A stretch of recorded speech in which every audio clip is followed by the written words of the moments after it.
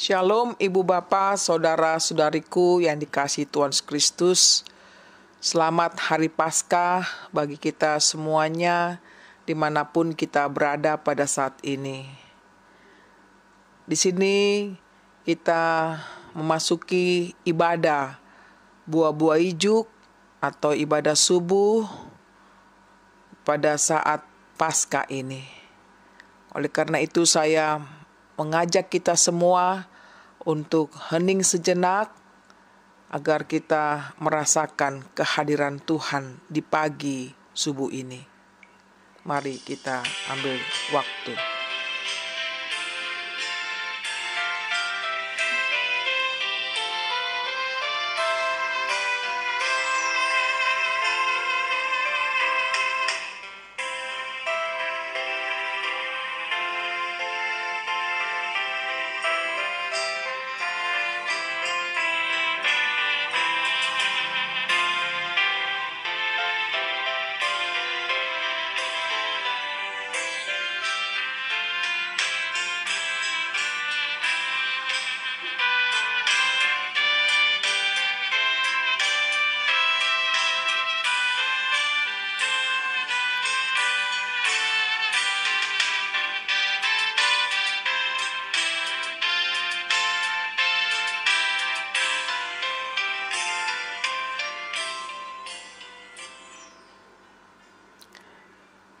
Terima kasih Tuhan, Engkau masih memberikan nafas kehidupan bagi kami.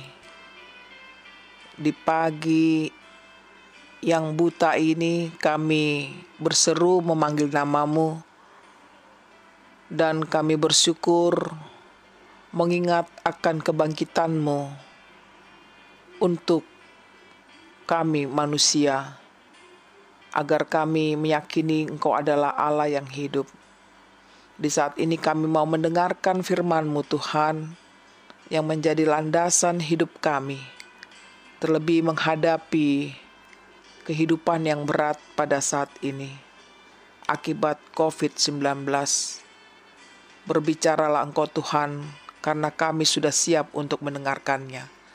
Amin. Ibu Bapa, Saudara-saudariku yang dikasihi Tuhan Yesus Kristus, firman Tuhan di pagi yang indah ini berseru kepada kita dari kitab Yohanes pasal yang 20 ayat 24 sampai 31, demikian bunyinya. Yesus menampakkan diri kepada Thomas. Tetapi Thomas, orang dari ke-12 murid itu yang disebut Didimus, tidak ada bersama-sama mereka ketika Yesus datang ke situ. Maka kata murid-murid yang lain itu kepadanya, "Kami telah melihat Tuhan." Tetapi Thomas berkata kepada mereka, "Sebelum aku melihat bekas paku pada tangannya, dan sebelum aku mencucukkan jariku ke dalam bekas paku itu, dan mencucukkan tanganku ke dalam lambungnya, sekali-sekali aku tidak akan percaya." 8 hari kemudian murid-murid Yesus berada kembali dalam rumah mereka. Dalam rumah itu, dan Thomas bersama-sama dengan mereka. Sementara pintu-pintu terkunci, Yesus datang dan ia berdiri di tengah-tengah mereka dan berkata, "Damai sejahtera bagi kamu." Kemudian ia berkata kepada Thomas, "Taruhlah jarimu di sini, dan lihatlah tanganku, ulurkanlah tanganmu dan cucurkan ke dalam lambungku, dan jangan engkau tidak percaya lagi, melainkan percayalah." Thomas menjawab dia, "Ya Tuhanku dan Allahku." Kata Yesus kepadanya, "Karena engkau telah melihat aku, maka engkau percaya. Berbahagialah mereka yang tidak melihat, namun percaya." Memang masih banyak tanda lain yang dibuat Yesus di depan mata murid-muridnya, yang tidak tercatat dalam kitab ini. Tetapi semua yang tercantum di sini telah dicatat supaya kamu percaya bahwa Yesuslah Mesias, Anak Allah, dan supaya kamu oleh imanmu memperoleh hidup dalam namanya. Demikian bunyinya. Judul dari renungan kita, saya pilih, "Berbahagialah mereka yang tidak melihat namun percaya." Berbahagialah mereka yang tidak melihat namun percaya. Saudara-saudariku yang dikasihi Tuhan Kristus, kebangkitan Yesus merupakan awal penting pemberitaan Injil Kristus. Sebagaimana Rasul Paulus mengatakan dalam 1 Korintus 15 ayat 14, tetapi andai kata Kristus tidak dibangkitkan, maka sia-sialah pemberitaan kami, dan sia-sialah juga kepercayaan kamu. Kebangkitan Kristus adalah bukti kemahakuasaannya mengalahkan maut. Seiring waktu berjalan, pengetahuan semakin canggih, tantangan juga semakin berat. Semakin banyak orang mengandalkan pikirannya. Hal itu juga terjadi ribuan tahun yang lalu kepada Thomas, murid Yesus. Thomas tidak percaya kebangkitan Yesus karena ia belum melihat secara langsung. Ia berkata, "Sebelum aku mencucukkan jariku ke dalam bekas paku itu dan mencucukkan tanganku ke dalam lambungnya, sekali-sekali aku tidak akan percaya." Thomas masih larut dalam duka dan keputusasaan karena peristiwa kematian Yesus, walaupun ia telah bangkit. Padahal Maria Magdalena dan murid-murid Tuhan Yesus yang lainnya sangat berbahagia karena telah berjumpa dengan Yesus setelah kebangkitannya. Barulah Thomas percaya setelah melihat langsung Yesus yang bangkit itu. Hal yang ingin ditekankan Yesus dalam nas ini adalah ayat 29b. Berbahagialah mereka yang tidak melihat namun percaya. Percaya tidak melulu mengandalkan rasio dan penglihatan. Percaya adalah soal iman tanpa harus melihat. Ibu bapak, saudara-saudariku yang dikasihi Tuhan Kristus, ada beberapa poin penting dari perikop ini yang dapat kita jadikan refleksi bersama. Pertama, percaya bukan soal logika saja. Nyatanya karena iman percayalah manusia memperoleh kekuatan untuk menjalani kehidupan yang penuh dengan penderitaan. Umat Kristen percaya dengan segenap hati kepada Kristus sebagai Tuhan dan Juru Selamat. Percaya adalah jalan untuk menerima anugerahnya. Iman percayalah yang memampukan sikap yang kita hadapi segala pergumulan itu. Seringkali iman kita diuji dan tidak mampu melihat bahwa Tuhan sedang bekerja melalui orang-orang lain. Yang kedua, kebangkitan Kristus memberi kuasa. Kuasanya mengubah kehidupan dan memberi keyakinan kepada kita agar berani melewatinya. Thomas adalah contoh orang yang ragu dalam menanggapi kebangkitan Yesus Kristus. Ia tidak percaya walau murid lainnya telah melihat Tuhan Yesus.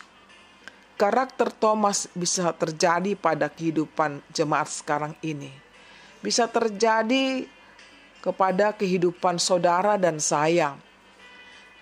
Ketika kita menderita penyakit, musibah, bencana, kecelakaan, gempa, bangkrut atau kerugian, dan secara khusus wabah dari COVID-19 ini.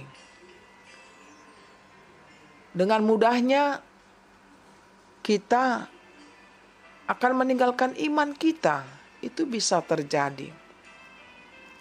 Bahkan beberapa di antaranya memilih melakukan usaha lain, seperti pergi ke dukun, orang pintar, orang hebat, meragukan pertolongan dan kuasa dalam hidupnya. Nah, kekristenan seperti ini, saudaraku, disebut kekristenan minum susu, bukanlah makanan keras, di mana ciri-cirinya dikuasai dosa, keinginan daging, ketakutan, kekhawatiran, mencari kebahagiaan semu dan tidak mampu menerima kenyataan, apalagi bersyukur. Ciri-ciri ini meniadakan kuasa Kristus dalam hidupnya.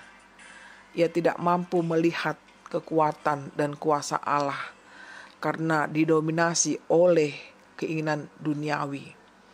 Kuasa Allah mengubah hidup lama menjadi baru sesungguhnya. sebagaimana Rasul Paulus yang dipanggil Tuhan untuk mengikutinya.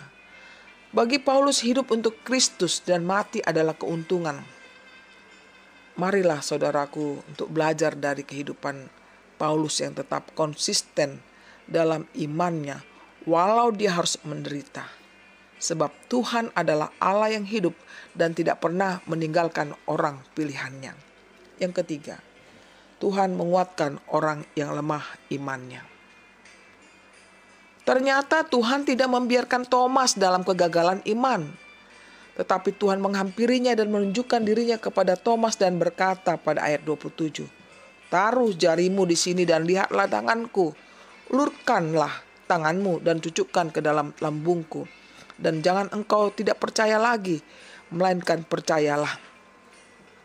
Pernyataan ini mengandung makna bahwa Tuhan tidak sekali-sekali akan meninggalkan hambanya yang masih belum percaya. Ia akan menunjukkan jalan kepada mereka sampai ia menjadi percaya.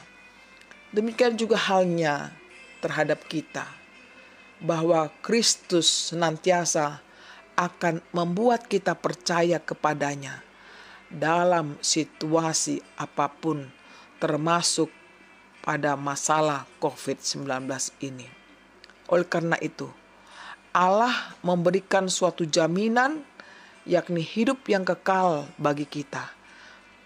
Dari kitab Yohanes 6 ayat 47 mengatakan, "Sesungguhnya barang siapa percaya, ia mempunyai hidup yang kekal." Dengan demikian, Allah menyatakan dirinya bukan hanya kepada Thomas, tetapi dalam iman kita Allah menyatakan dirinya kepada kita saat-saat ini, bahwa Dia menolong kita, melindungi kita, memberikan hikmat, kekuatan, sehingga kita mampu untuk menghadapi badai, yaitu COVID-19 ini. Oleh karena itu, Ibu Bapa Saudaraku yang dikasihi Tuhan Yesus Kristus, marilah kita berbahagia walau tidak melihat, namun percaya kepada kuasa Allah yang bangkit dari kuburnya, yaitu Yesus Tuhan kita. Dialah juru selamat kita dari sekarang sampai selama-lamanya. Tuhan kiranya memberkati hidup kita saat ini dan selama-lamanya. Amin.